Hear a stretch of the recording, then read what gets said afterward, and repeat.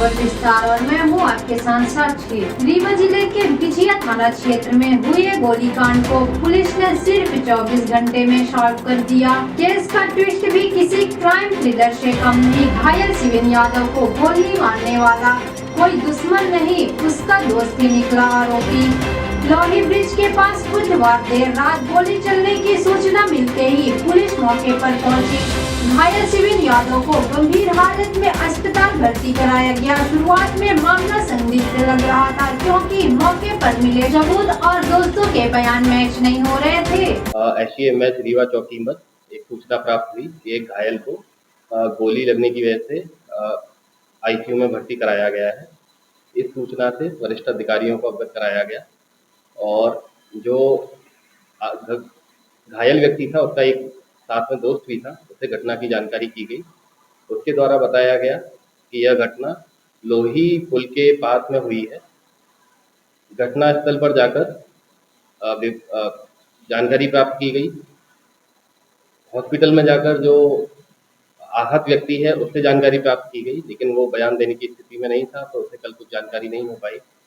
उसके बाद में CCTV टीम, सर्विलांस टीम, इन सब टीमों ने, जो तकनीकी टीमें हैं हमारी, उन्होंने शहर के PTS चौराहा से लेके गुड़ चौराहा और कई सारे जो स्टोरी में चीज़ें आ रही थी उन सारे CCTV को देखा।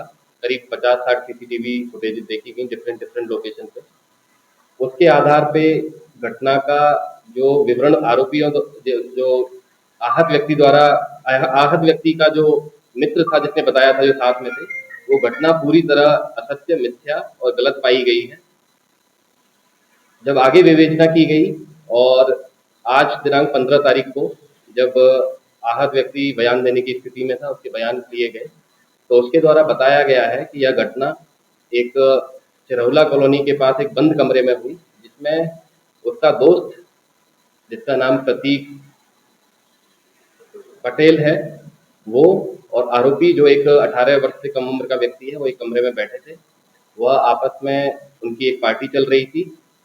उसी दौरान प्रतीक पटेल की अलमारी में, जिस रूम में वो बैठे थे, अलमारी में एक देसी पिस्टल रखी थी, जिसको उसने निकाला और वो आपस में देख रहे थे, तो वो गोली उसमें से चल गई, जिसमें जो गोली है वो एक 18 वर्ष से कम व्यक्ति को लगी है, जो अभी वर्तमान में SCMH रीवा में भर्ती है और उसका सर्जरी हुई है और वो खतरे से बाहर है।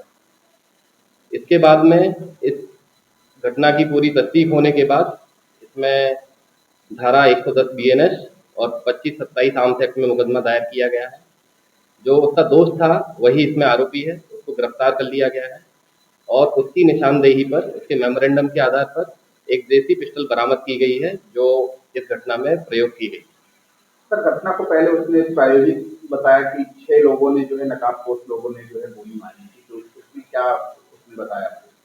यह पूरी तरह से मनगढ़ंत कहानी है कि उनको 6 लोगों ने गोली मारी। जिस लोकेशन पर उन्होंने बताया कि ये घटना हुई है, वहां पर वो लोग गए ही नहीं। वो रात को लगभग 9:30 बजे से उसी कमरे में थे, वहीं उन्होंने पार्टी की। वहां उनके कुछ दोस्त और आए थे, वो चले गए। उसके बाद में ये जब 2 लोग अकेले रह गए हैं, तब ये घटना कारित हुई है। जिस स्थान पर ये होना बताया गया, जिस स्थान पर 5-6 लोगों का आना बताया गया, वहां पर ये लोग गए ही नहीं है। इसके CCTV फुटेज वगैरह हम लोग के पास सब है, जिनका हमने अनुसंधान किया है, जिसके आधार पर ये बिल्कुल प्रूव हुआ है कि वो लोग उस कमरे में ही थे। अपना जो अपराध है वो छिपाने के लिए उसने पुलिस को मतलब गुमराह किया। जी, उनका आपस में, उनके पास एक इलीगल वेपन था, जिसकी वजह से घटना कारित हुई और उसको छिपाने के लिए, अपने पेरेंट्स से छिपाने के लिए और खुद से छिपाने के लिए उन्होंने इसकी सूचना पुलिस को नहीं दी गई, ना उनके परिजनों को उन्होंने बताया है, और वो परिजनों से भी छुपा रहे थे और पुलिस से भी इस घटना को छुपाने का पूरी तरह प्रयास हुआ है। आरोपी और घायल के पिस्टल लेके चलते थे।